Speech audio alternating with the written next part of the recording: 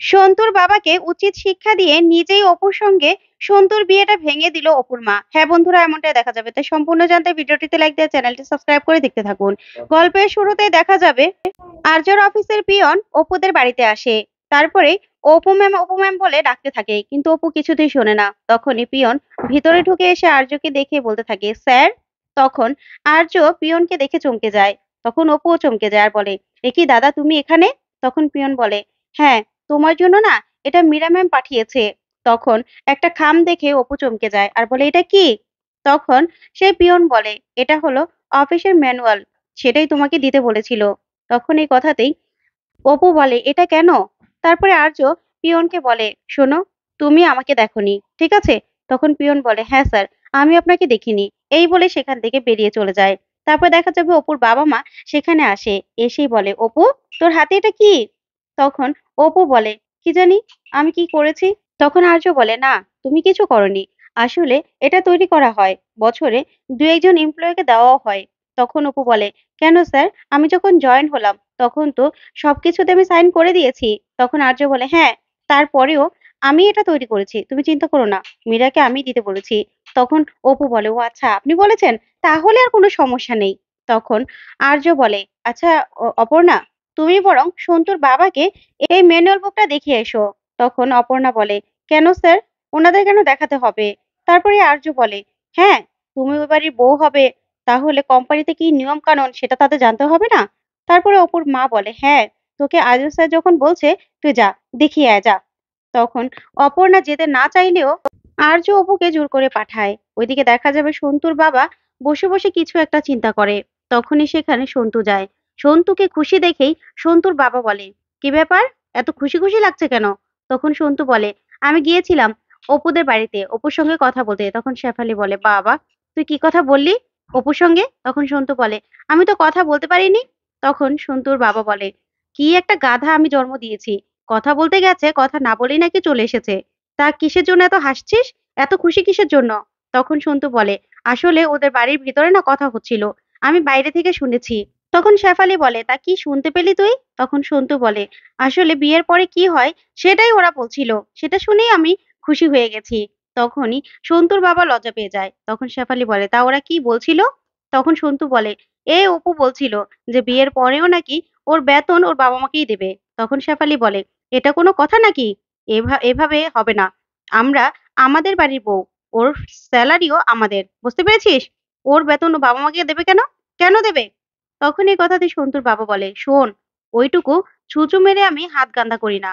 ওইটুকু দিয়ে আমি কি করব? আমি তো কুটিতে খেলবো, কুটিতে। আমি অপুকে অপুকে আমি নিয়ে যাচ্ছি শুধুমাত্র আর্য সিংহ রায়ের সঙ্গে ডিল করার জন্য। তখন এই কথা শুনে সন্তু আর শেফালি অবাক হয়ে যায়। তখনই অপু সেখানে আসে, এসে বলে, আচ্ছা রুম্পা আছে? তখন সন্তুর বাবা বলে, অপু মা, তুমি এসেছো, এসো এসো এসো। তখন অপু বলে, আসলে সন্তু কোথায়? তখন সন্তুর বাবা বলে, কেন? তখন সন্তু এসে বলে, এই তো আমি। অপু, কেন আমাকে ডাকছো? তারপরে সন্তুর বাবা বলে, অপু মা, তোমার সন্তুর সঙ্গে কি দরকার আছে? তখন অপু বলে, দেখুন না, এই যে আমার অফিসের ম্যানুয়াল এসেছে, সেটাই আমি সন্তুকে দেখাতে চাই। তখন সন্তু বলে, এটা আমি দেখে কি করব? তখন সন্তুর বাবা বলে, বারে, আমাদের বৌমা কোথায় চাকরি করে, তার কি নিয়ম কানুন সেটা আমাদের দেখতে হবে না? তারপরে সন্তুর বাবা সে ম্যানুয়ালটা খুলে সবটা দেখে, দেখেই তো প্রচন্ড রেগে যায় আর বলে, না, এটা কিছুতে হতে পারে না। আচ্ছা, আর্য সিংহ রায় কোথায়? তখন অপু পুরো ভয় পেয়ে যায়। অপু বলে, কেন? তখন সন্তুর বাবা বলে, তোমাকে যেটা জিজ্ঞাসা করছি সেটাই বলো। তখন অপু বলে, আমাদের বাড়িতেই। তারপরেই সেখানে সন্তুর বাবা শেফালিকে বলে, চল শেফালি, কথা আছে। এই বলেই শেফালিকে নিয়ে সন্তুর বাবা বেরিয়ে যায়। তখন সন্তু, অপু আর রুম্পা পিছন পিছন যেতে থাকে। তারপরে শম্ভুবাবু গিয়ে আর্যকে বলে, আচ্ছা স্যার, এটা কি, এটা কি? তখন অপুর বাবা বলে, আচ্ছা আপনি এরকম ভাবে কেন কথা বলছেন? তখন সন্তুর বাবা বলে, না, এটা কেমন নিয়ম, কেমন নিয়ম, এগুলো তো আমি একদম মানবো না, একদম মানবো না। তখন অপুর মা বলে, আপনি এরকম ভাবে কেন কথা বলছেন বেয়াই মশাই, কি হয়েছে, কি হয়েছে? তখন আর্য বলে, কেন, নিয়ম কানুন গুলো কি আপনার পড়তে সমস্যা হয়েছে নাকি? তখনই সন্তুর বাবা ছুঁড়ে ফেলে দেয় সেই ম্যানুয়ালটা। তখন বলে, না, এই নিয়ম আমি মানি না, মানি না আমি। তখন সন্তুর বাবার এই কাণ্ড দেখে অপুর বাবা বলে, আপনি কার সঙ্গে এরকম করে ব্যবহার করছেন? আপনি বুঝতে পারছেন এমন কি হয়েছে, এটার মধ্যে এমন কি আছে যার জন্য আপনি এমন রেগে গেছেন? তখন আর্য অপুর বাবাকে বলে, আচ্ছা, আপনি একটু দেখুন তো, আপনি একটু দেখুন পড়ে। এখানে বাংলা, ইংলিশ ২ ভাবেই লেখা আছে। তারপরেই দেখা যাবে সন্তুর বাবা বলে ১০ নাম্বারটা পড়লেই হবে। তখন অপুর বাবা ১০ নাম্বার শর্তটা পড়ে। তখন এটা পড়ার পরেই সন্তুর বাবা বলে, "এটাই আপনার শর্ত, তাই তো? এটাই?" তখন আর্য বলে, "হ্যাঁ, এটাতে তো স্পষ্টভাবে সবকিছু লেখা আছে। বাংলায় লেখা আছে। তা আপনি বুঝতে পারছেন না কেন? আমি তো সেটাই বুঝতে পারছি না।" তখন অপুর বাবা বলে, "তাই তো। এখানে তো ভালো করেই লেখা আছে যে কোনো কর্মচারীর আত্মীয়স্বজন কোনো রকম ডিল ওখানে করতে পারবে না।" তখন এই কথা শুনে সন্তুর বাবা বলে, "আমি এই শর্ত মানি না। কিছুতেই মানি না। তার মানে আপনি বলতে চাইছেন যে অপুকে আমি আমার ছেলের বউ করে নিলে আপনার সঙ্গে আমি কোনো রকম কোনো ব্যবসা করতে পারব না?" তখন আর্য বলে, "না, আসলে এটা আমার কোম্পানির একটা রুলস। কারণ আমার কোনো এমপ্লয়ার আত্মীয়স্বজন যদি আমার সঙ্গে ডিল করে বা বিজনেস করে, তাতে এটাতে অনেক রকম প্রশ্ন আসে। সেটা আমি কখনো হতে দিতে পারি না। তার জন্য আমার কোম্পানিতে এরকম রুলস অনেক আগে থেকেই আছে।" তখন সন্তুর বাবা বলে, "না, কিছুতেই এটা আমি মানব না।" তখন আর্য বলে, "কেন মানবেন না? অপু যদি আপনার বাড়ির বউ হয়, তাহলে আপনি করতে পারবেন না। কিন্তু যদি ওই বউ না হয়, তাহলে কিন্তু আপনার জন্য সবসময় আমার কোম্পানির দরজা খোলা আছে।" তখন এই কথাতেই অনেক রেগে যায় সন্তুর বাবা। তখন শেফালি সন্তুর বাবাকে বলে, "দাদা, তোমার সব প্ল্যানের মধ্যে তো জল ঢেলে দিল। এখন কি হবে?" তখন সন্তুর বাবা প্রচন্ড রেগে যায় আর বলে, "এই বিয়েটা কিছুতেই হবে না। এই বিয়েটা আমি ভেঙে দিলাম।" তখন তো অপু খুব খুশি হয়ে যায় আর মনে মনে বলে, "সত্যিই বিয়েটা হবে না? কি শুনছি আমি? সত্যি বিয়েটা হবে না?"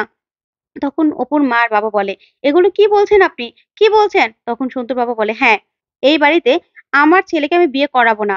তখন সন্তু বলে, "বাবা, কেন এই কথা বলছো?" তখন সন্তুকে মারতে, মারতে সন্তুর বাবা সেখান থেকে নিয়ে চলে যায়।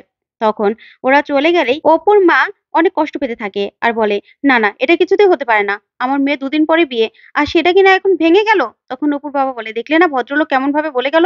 ওনারা বিয়ে ঠিক করেছিল, ওনারাই বিয়ে ভেঙে দিয়েছে। তাতে তুমি কেন এরকম করছো সুমি?" তখন অপুর মা বলে, "না, আমি এখনই যাবো, এখনই যাবো। আমার ওই শম্ভু বাবুর সঙ্গে কথা বলা দরকার আছে।" তখন অপু বলে, "মা, তুমি প্লিজ বোঝার চেষ্টা করো। তুমি ওখানে যেও না, যেও না তুমি।" তখন অপুর মা বলে, "না অপু, তুই বুঝবি না। আমি তো মেয়ের মা, আমাকে বুঝতে হবে।" তারপরেই অপুকে আর অপুর বাবাকে বলে, "তোমরা যদি আমার পিছন, পিছন আসো না, তাহলে কিন্তু আমার মরা মুখ দেখবে।" এই বলেই সেখান থেকে অপুর মা বেরিয়ে চলে যায়। তখন অপু বলে, "মা, এটা কি বলল? কি বলল মা এটা?" তখন আর্য বলে, "যা হবে ভালোর জন্যই হবে। তোমরা চিন্তা করো না।" ওইদিকে সন্তুর বাবার জন্য শেফালি ওষুধ খুঁজতে থাকে। তখন সন্তু বলে, "বাবা, তোমার হঠাৎ করে কি হলো? বিয়েটা কেন ভেঙে দিতে চাইলে? কেন বিয়ে ভেঙে দিলে?" তখন সন্তুর বাবা প্রচন্ড রেগে যায়। তারপরে সেখানে সুস্মিতা যায়। সুস্মিতাকে দেখে শেফালি বলে, "একি সুস্মিতা দি, তুমি এখানে কেন এসেছো? কেন এসেছো?" তখন সন্তুর বাবা বলে, "এই মহিলা এখানে কেন এসেছে? কেন এসেছে?"